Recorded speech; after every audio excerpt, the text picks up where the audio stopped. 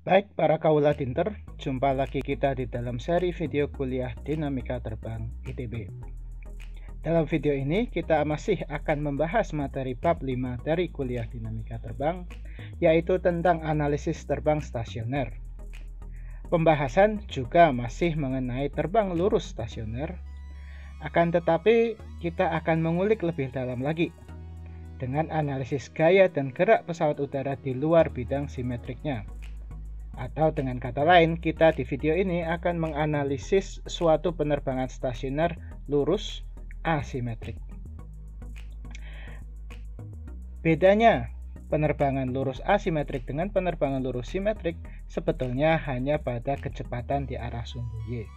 Akan tetapi nanti kalian akan ketahui bahwa implikasi dari terbang lurus asimetrik cukup banyak. Nah, seperti apakah terbang lurus stasioner asimetrik? Terbang lurus stasioner sama dengan yang kita bahas sebelumnya adalah seperti ini. Terbang dengan kecepatan yang konstan dan lurus, tidak ada percepatan ataupun kecepatan rotasional. Tetapi selama ini kita hanya memperhatikan bidang simetrik pesawat, alias melihatnya dari sisi samping seperti ini. Apabila kita tambahkan, kita lihat dari atas atau kita lihat secara top view, maka kurang lebih terbang lurus simetrik stasioner akan terlihat seperti ini. Nah, terbang lurus asimetrik adalah terbang di mana kecepatan pesawat tidak berimpit dengan sumbu simetri pesawat, kurang lebih seperti ini. Garis ini adalah garis kecepatan pesawat, tetapi sumbu benda pesawat tidak berimpit pada kecepatan tersebut. Hal ini pada dasarnya umum terjadi pada suatu penerbangan, mengingat gaya di kiri dan di kanan bidang simetrik pesawat tidak akan pernah benar-benar simetrik, pasti terdapat suatu perbedaan. Terlebih lagi jika terjadi kondisi-kondisi terbang tertentu, seperti adanya crosswind atau angin samping yang kencang, atau salah satu dari mesin pesawat mati. Jadi pada analisis terbang asimetrik ini, kita harus memperhatikan pesawat tidak pada bidang XZ seperti terbang simetrik, tetapi pada bidang XY atau tampak atas dan bidang YZ atau tampak depan seperti ini. Dan pada umumnya analisis asimetrik ini dilakukan dengan asumsi bahwa gerak simetrik pesawat sudah pada kondisi trim sedemikian rupa sehingga kita bisa mengabaikan sudut lintas terbang, defleksi elevator dan sudut serangnya. Anda bisa melihat video nomor 3 kembali karena yang akan kita lakukan kurang lebih sama, yakni menurunkan persamaan keseimbangan pesawat guna memperoleh formula untuk menentukan trim points penerbangan asimetrik ini. Kita mulai saja. Mohon diperhatikan bahwa di sini gaya dan variabel geraknya lebih banyak daripada analisis terbang simetrik sebelumnya. Jadi perhatikan baik-baik. Jadi kita punya suatu pesawat yang terbang lurus stasioner asimetrik dengan konfigurasi tertentu, yaitu luas sayap tertentu, panjang chord tertentu, panjang span tertentu, dan lengan-lengan momen dari propulsinya juga tertentu. Pesawat kita terbang di ketinggian tertentu sehingga kita punya kerapatan udara tertentu. Dan karena ini adalah penerbangan asimetrik, pesawat kita akan memiliki sudut slip samping tertentu dan sudut roll atau sudut bank angle yang tertentu pula. Bank angle dan roll di sini adalah sama. Pada kondisi ini, pesawat akan memiliki konfigurasi defleksi bidang-bidang kendali tertentu juga. Untuk penerbangan asimetrik yang kita perhatikan adalah defleksi rudder dan defleksi aileron. Perhatikan bahwa semua variabel yang ada di sini bernilai positif. Ini adalah beta positif. Ini adalah defleksi aileron positif, yaitu sayap kiri ke bawah. Dan ini adalah defleksi rudder yang positif, yaitu defleksi ke kiri. Kiri dan kanan di sini adalah kiri dan kanan dari pilot menghadap depan. Sehingga ini adalah sayap kiri dan ini adalah sayap kanan. Jadi gaya-gaya dan momen-momen apa saja yang bekerja pada pesawat kita ini? Pertama tentunya adalah gaya gravitasi atau gaya berat atau weight yang mengarah ke pusat bumi pada sumbu Z horizontal. Sama seperti pada analisis terbang simetrik, kita akan menggunakan sumbu kestabilan untuk penurunan persamaan keseimbangan. Yang artinya, gaya weight ini akan memiliki dua komponen, pada sumbu Z kestabilan dan pada sumbu Y kestabilan. Sedemikian rupa, Y proyeksi pada sumbu Y ini akan tampak pula di pandangan atas seperti ini. Gaya berat ini bekerja pada sisi pesawat sehingga tidak memiliki momen. Selanjutnya adalah gaya propulsi, yang pada pembahasan asimetrik ini kita asumsikan berimpit pada sumbu X benda, seperti ini. Sama seperti weight, karena ada sudut slip samping, gaya ini akan terproyeksikan ke sumbu X dan sumbu Y kestabilan, seperti ini.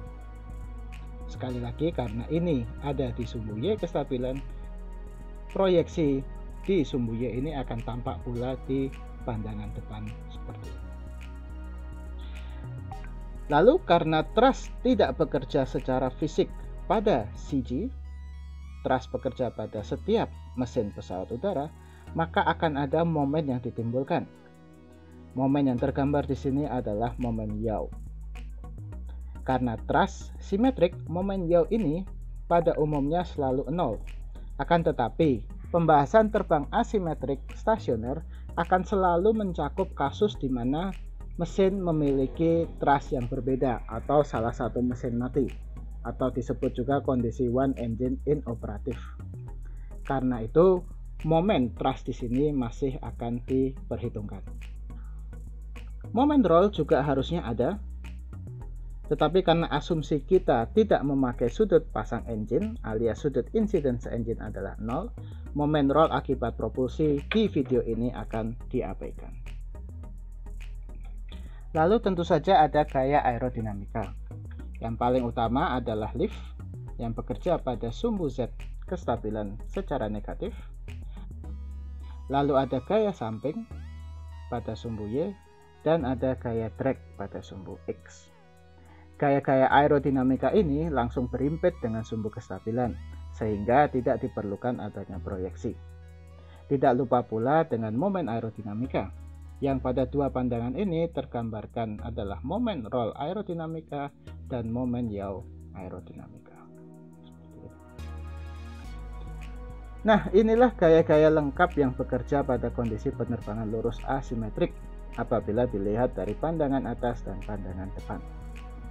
Dari semua ini kita bisa susun persamaan keseimbangannya, di mana kita pilih sumbu kestabilan dengan alasan yang sama seperti pada saat kita menurunkan persamaan untuk kondisi terbang lurus simetrik. Persamaan ini kita susun di 6 derajat kebebasan, X, Y, Z translasi dan X, Y, Z rotasi. Dan kita susun seperti ini, cukup mudah untuk memahaminya. Di X ada komponen thrust dengan drag, di Y aksis ada komponen thrust, komponen aerodinamika dan komponen berat, sedangkan di Z ada komponen aerodinamika dan komponen berat. Pada rotasi ada momen aerodinamika roll, ada momen aerodinamika dan momen thrust pitch, dan ada momen aerodinamika dan momen thrust di arah yaw. Momen pitch di sini pada dasarnya tidak terlihat pada dua pandangan ini, tetapi kita tuliskan di sini untuk melengkapi saja. Nah, dengan asumsi bahwa kondisi terbang simetriknya sudah steady atau sudah trim, maka kita hanya perlu melihat 3 persamaan dari ke-6 persamaan ini, yakni persamaan keseimbangan translasi di sumbu Y, persamaan keseimbangan rotasional di sumbu X atau rolling, dan persamaan keseimbangan rotasional di sumbu Z atau yawing, di mana resultan ketiganya haruslah sama dengan 0. Sehingga kita hanya cukup fokus pada 3 persamaan ini. Kita sederhanakan lagi persamaan ini dengan asumsi sudut slip samping dan sudut bankingnya kecil. Suatu sinus dari sudut yang kecil adalah sudut itu sendiri dalam radian, maka kita dapatkan persamaan seperti ini. Dari sini ingatlah bahwa semua gaya dan momen ini dapat diformulasikan sebagai faktor dari konfigurasi dan kondisi terbang pesawat udara kita. Y, L, N, T, N, dan W ini adalah faktor dari kondisi terbang kita.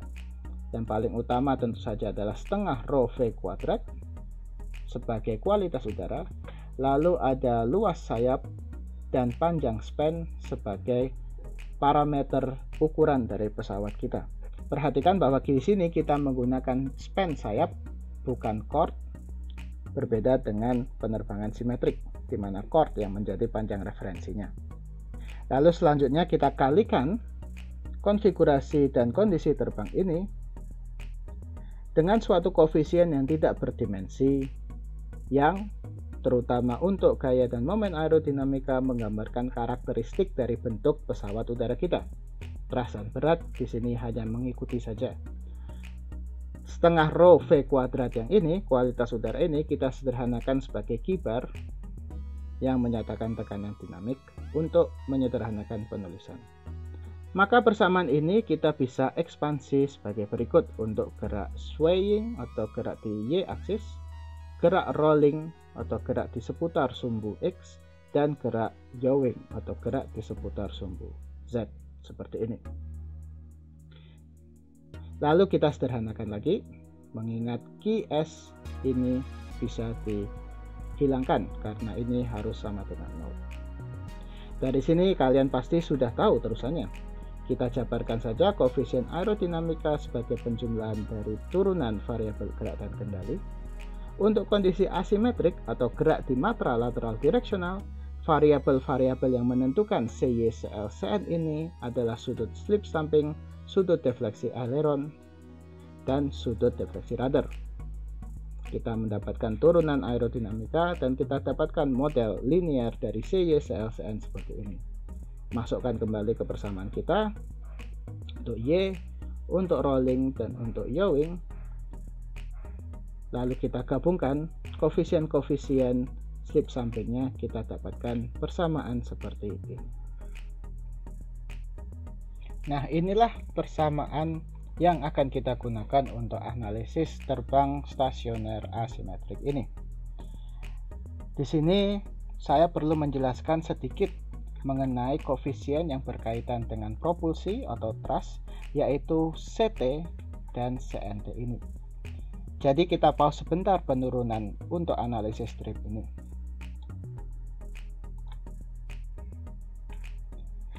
Perhatikan pesawat ini. Apabila ada pada kondisi yang normal, di mana semua mesin pesawat bekerja, mesin kiri dan mesin kanan, atau disebut juga dengan kondisi all engine operatif, AEO, maka koefisien thrust CT dari pesawat ini adalah total thrust dibagi dengan Q bar S. Seperti ini. Sedangkan yawing moment koefisien adalah jumlah dari seluruh yaw moment dibagi dengan Q bar SB. Secara matematika, momen yaw ini adalah perkalian antara gaya thrust setiap mesin, TI, dengan lengan momen lateralnya, atau Y. Terdapat nilai minus di sini untuk menyesuaikan arah momen dengan sumbu yang telah disepakati dan aturan tangan kanan. Maka dalam hal ini, thrust engine 1 dikalikan dengan lengan momen Y1, di mana lengan momen Y1 adalah negatif ke kiri, sedemikian rupa sehingga akan menghasilkan momen ke kanan positif. Dan thrust mesin kedua dikalikan dengan lengan momen Y2 yang arahnya ke kanan alias positif, sedemikian rupa sehingga akan menghasilkan momen yang negatif. Apabila thrust kedua engine sama, T1 sama dengan T2 sama dengan TA, maka momen yaw ini akan bernilai 0 karena saling menyeimbangkan.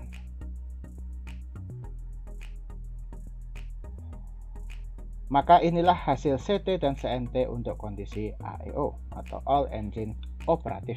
Kita simpan terlebih dahulu. Tetapi sebagaimana yang saya katakan sebelumnya, kondisi mesin pesawat penting dalam analisis terbang stasioner asimetrik. Satu kondisi krusial yang perlu diperhatikan adalah kondisi di mana satu mesin pesawat kita mati atau One Engine Inoperative OEI. Perlu diketahui pula bahwa salah satu persyaratan sertifikasi pesawat bermesin ganda atau lebih adalah kemampuan pesawat tersebut untuk tetap bisa terbang lurus stasioner dalam keadaan satu mesin mati. Nah, dengan matinya satu mesin, seperti misalnya di sini, T2 mati, maka momen yaw yang tadinya melawan momen yaw dari mesin 1 hilang. Ini bisa langsung secara intuitif diketahui bahwa akan ada momen yang menyebabkan pesawat tidak bisa terbang steady. Dan hal ini diperparah lagi akibat adanya drag aerodinamika tambahan pada mesin yang mati, seperti ini. Momen yang dihasilkan oleh drag ini justru memperparah momen yang tadinya tidak seimbang dari mesin pertama. Semuanya yaw ke kanan dalam kondisi seperti ini. Nah, kita turunkan kembali koefisien-koefisien thrust kita CT dan CNT. Koefisien thrust hanya mencakup satu mesin. Formulasinya sama, tetapi hanya satu mesin, T1 per Q bar S. Sedangkan untuk momen yaw, momen dari mesin yang hidup dapat diturunkan dengan cara yang sama. Akan tetapi momen akibat drag tambahan memerlukan suatu proses tambahan, mengingat drag ini tidak bekerja pada sumbu benda. Sedemikian rupa sehingga Y2 bukanlah lengan momen dari drag ini. Melihat lebih dekat drag tambahan mesin yang mati ini, kita bisa memproyeksikan drag ini ke sumbu benda terlebih dahulu dengan sudut beta sebagai sudut orientasinya. Proyeksi drag pada sumbu Y benda adalah dt sinus beta, sedangkan proyeksi drag pada sumbu X benda adalah dt cos beta. Apabila beta cukup kecil, kita bisa sederhanakan kedua proyeksi ini menjadi dt dan dt beta. Dengan memproyeksikan drag pada sumbu benda, maka kita bisa melakukan hal yang sama seperti sebelumnya untuk perhitungan yaw momen ini. Yaw momen dari mesin yang mati adalah thrust dikalikan lengan momen lateralnya dibagi Q bar SP negatif. Sedangkan yaw momen akibat drag pada sumbu benda pesawat adalah drag sumbu benda tersebut dikalikan dengan lengan lateral Y. Tetapi ada satu tambahan lagi, yaitu momen akibat drag yang diproyeksikan pada sumbu Y benda, dt beta, yang untuk momen yawingnya harus dikalikan dengan jarak antara titik thrust kita secara longitudinal dari CG pesawat.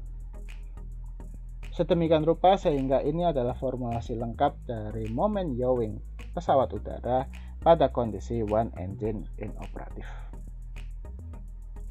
Kita bisa masukkan semua angka yang kita punya ke dalam formula ini, seperti ini. Dari sini, T per QSB tidak lain adalah CT dari pesawat itu sendiri, T1QS itu adalah CT. Maka kita bisa ganti CT seperti ini. Dengan logika yang sama, kita bisa asumsikan drag per QS adalah CD thrust. Drag per Q bar S adalah CD thrust atau CD dengan superscript T seperti ini. Ini adalah drag koefisien untuk mesin pesawat yang inoperatif atau mati. Nah, dari sini kita bisa kelompokkan koefisien-koefisien kita. Yang satu koefisien berhubungan dengan variabel gerak sudut slip samping, dan dua koefisien ini adalah free koefisien atau tidak bergantung pada variabel gerak pesawat udara. Nah, free koefisien ini kita kasih nama CNO untuk thrust, free koefisien yawing moment thrust, sedangkan yang berhubungan dengan beta atau koefisien yang berhubungan dengan beta kita namakan dengan Cn beta untuk thrust. Jadi kita punya Cn0 thrust dan Cn beta thrust. Cn0 thrust adalah free koefisien untuk yaw moment propulsif dan Cn beta thrust adalah yaw moment derivatif terhadap beta untuk propulsi. Dengan demikian, kita sudah mendapatkan Ct dan Cnt untuk kondisi One Engine Inoperative atau OEI. Tentunya, saya harapkan kalian mampu juga untuk menurunkan Ct dan Cnt ini untuk kondisi pesawat yang mungkin unik berbeda dengan AEO dan OEI ini. Misalnya, kondisi One Engine Inoperative untuk pesawat dengan mesin 4. Seperti apa penurunan Ct dan Cnt-nya? Kalian bisa lakukan sendiri. Untuk semua konfigurasi pesawat, kondisi all engine operative dan one engine inoperative adalah dua kondisi utama yang dianalisis untuk penerbangan lurus asimetrik stasioner ini. Nah, dengan ini kita bisa kembali ke penurunan persamaan keseimbangan sebelumnya dengan Ct dan Cnt yang sudah kita ketahui. Kini kita tahu bahwa Cnt ini terdiri dari dua bagian, yaitu Cn0t dan Cn beta t, atau koefisien yang free, koefisien yang bebas, dan koefisien yang bergantung pada besarnya sudut slip samping. Tentu saja untuk kondisi all engine operatif keduanya akan bernilai 0. Tetapi kita masukkan ini ke dalam persamaan kita. Lalu kita gabungkan koefisien yang berhubungan dengan sudut slip samping pesawat, maka kita dapatkan formula seperti ini.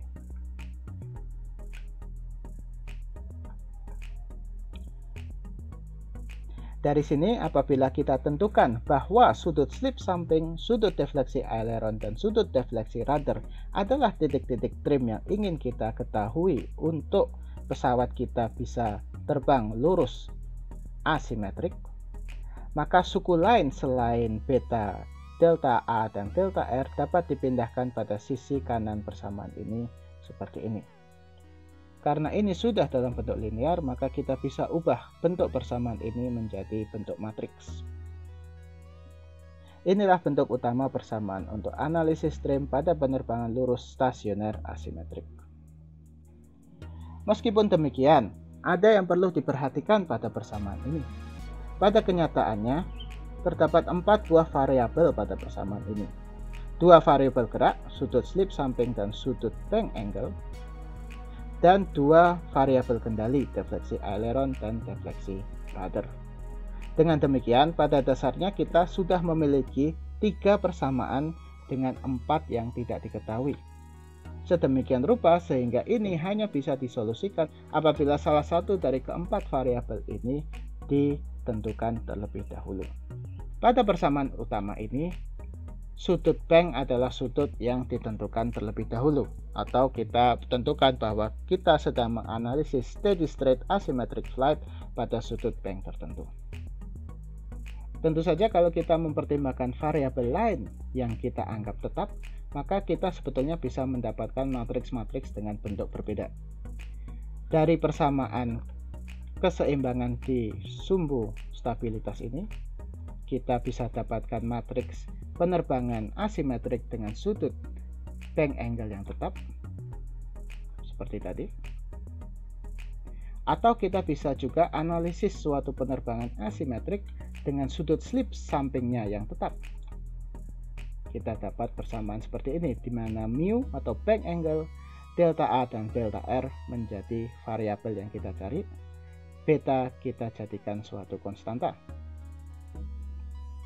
Atau mungkin kita bisa analisis penerbangan asimetrik kita, tetapi pesawat kita aileronnya tidak kita gunakan, atau aileron kita anggap fix di suatu sudut tertentu. Maka kita dapatkan matriks yang berbeda pula, dengan bank angle, beta, dan delta R menjadi variabel yang harus ditentukan terhadap delta A yang tetap. Variasi-variasi ini saya harapkan dapat kalian tentukan sendiri, karena sebetulnya hanyalah aljabar linear biasa dari persamaan.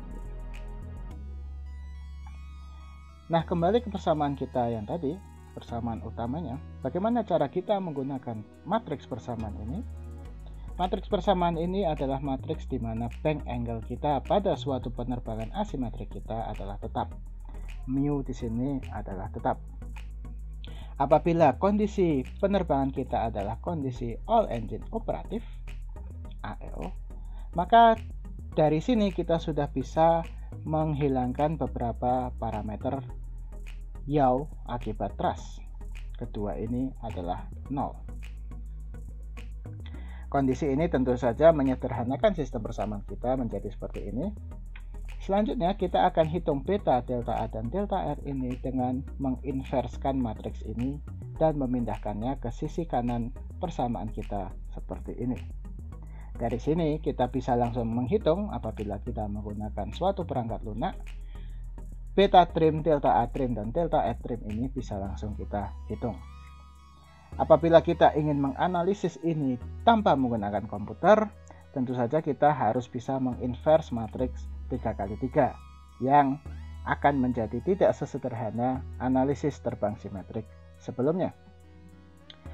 Salah satu cara untuk menghitung beta trim, delta A trim, dan delta R trim ini adalah dengan menggunakan aturan Kramers. Silahkan cek lagi matematika teknik kalian.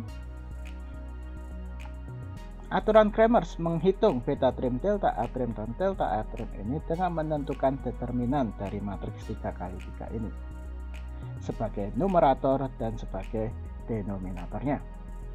Lalu apabila kita ingin menentukan beta trim atau variabel pertama dari persamaan kita ini, kita ganti kolom pertama dengan matriks pengalinya atau dengan vektor pengalinya ini. Dengan menghitung ini, determinan dari matriks baru ini dengan matriks 3x3 yang tadi, kita bisa mendapatkan beta trim. Kurang lebih kita bisa tulis dengan formula berikut. Ini adalah formula untuk menentukan beta trim dengan delta adalah determinan dari matriks 3x3 kita. Selanjutnya apabila kita ingin menentukan delta A trim atau variabel kedua, maka kita harus ganti kolom kedua ini dengan matriks pengalinya seperti ini. Hitung kembali, kita dapatkan formula untuk delta A trim sebagai berikut. Lalu terakhir, variabel ketiga ditentukan dengan mengganti kolom ketiga ini dengan vektor pengalinya seperti ini. Dan kita dapatkan formula terakhir delta A, delta rudder trim adalah sebagai berikut. Dengan demikian kita sudah dapatkan 3 persamaan untuk penentuan trim terbang lurus asimetrik stasioner seperti ini. Dari sini satu kesimpulan yang bisa kita dapatkan adalah bahwa jika tidak ada bank angle, seluruh trim points ini akan bernilai 0. Alias, suatu penerbangan asimetrik dengan all engine operatif hanya mungkin terjadi apabila bank angle kita tidak 0. Pada kondisi AEO, apabila bank angle kita 0, maka beta, delta A, dan delta R pesawat kita akan sama dengan 0 atau sama dengan suatu penerbangan yang simetrik. Mari kita lihat salah satu contoh soal terbang asimetrik dengan kondisi semua engine menyala atau all engine operatif seperti ini. Sebuah pesawat dengan berat 30.000 kg, luas sayap 90 meter persegi, terbang level dengan kecepatan konstan 230 meter per sekon di ketinggian 9.000 meter, di mana kerapatan udaranya adalah sekitar 0,57 kg per meter kubik. Thrust per engine adalah 20.000 Newton. Jika pesawat tersebut terbang asimetrik dengan bank angle mu adalah 2 derajat, hitunglah beta sudut slip samping, delta A sudut aileron, dan delta R sudut rudder dari pesawat kita apabila pesawat kita mempunyai data-data aerodinamika sebagai berikut. Seperti biasa, sebelum kita masukkan seluruh data ini ke dalam matriks kita perlu menentukan CT dan CL1 yang kita secara cepat bisa dapatkan dari formula ini.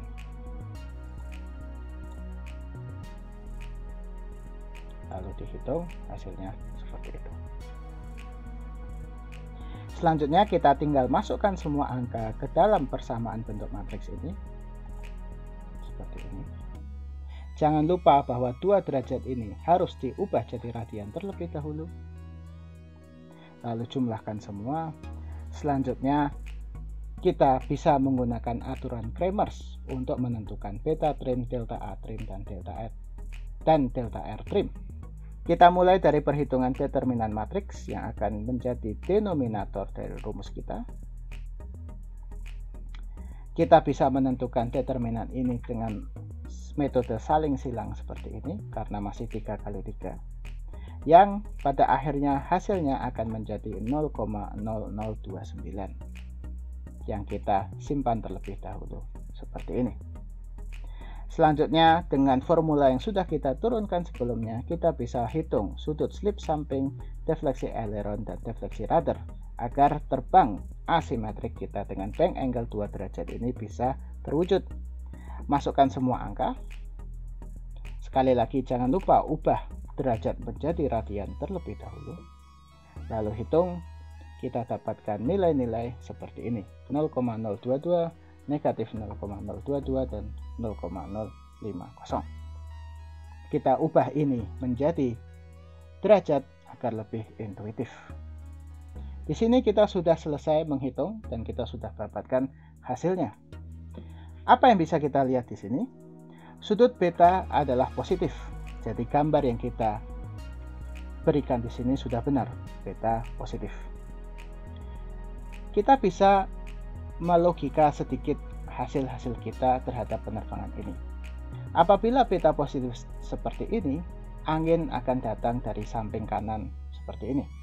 Sedemikian rupa sehingga aerodinamika akan menimbulkan gaya samping seperti ini.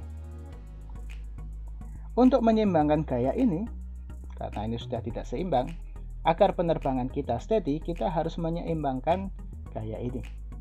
Satu cara untuk menyeimbangkannya adalah menggunakan rudder, karena rudder bisa menghasilkan gaya samping ke arah sebaliknya, ke arah kanan. Untuk menghasilkan gaya samping ke arah kanan, rudder harus berdefleksi ke arah kiri, seperti ini. Arah kiri rudder adalah positif, senada dengan hasil kita dapatkan 2,89 derajat positif. Dua gaya ini semestinya saling menyeimbangkan. Tetapi karena gaya ke kanan ini ada di atas siji pesawat, maka akan timbul pula momen roll ke kanan. Seperti ini. Yang jika tidak dilawan, maka sekali lagi pesawat kita tidak steady, tidak bisa terbang lurus, asimetrik, stasioner. Untuk melawan momen roll ke arah kanan ini, kita memerlukan momen roll lain ke arah kiri, yang kita bisa dapatkan dari defleksi aileron kita. Agar momen roll melawan, atau agar kita mendapatkan momen roll ke kiri, maka gaya pada aileron kanan harus mengarah ke atas, dan gaya pada aileron kiri harus mengarah ke bawah. Dengan demikian, aileron kanan haruslah berdefleksi positif agar muncul tambahan lift, dan aileron kiri harus berdefleksi negatif agar timbul pengurangan gaya lift. Ini akan menimbulkan momen yang melawan momen akibat rudder tadi, yang muncul karena gaya dari rudder yang harus ada untuk melawan gaya dari sudut slip samping. Defleksi aileron ini adalah defleksi aileron yang negatif, karena aileron kiri mengarah ke atas, itu adalah defleksi negatif, yang mana kita dapatkan dari perhitungan kita juga bahwa delta A trim adalah negatif 1,26 derajat. Sedemikian rupa sehingga seluruh gaya dan momen pesawat kita akan seimbang atau resultannya 0, sehingga penerbangan lurus stasioner asimetrik ini bisa tercapai. Demikian, terima kasih.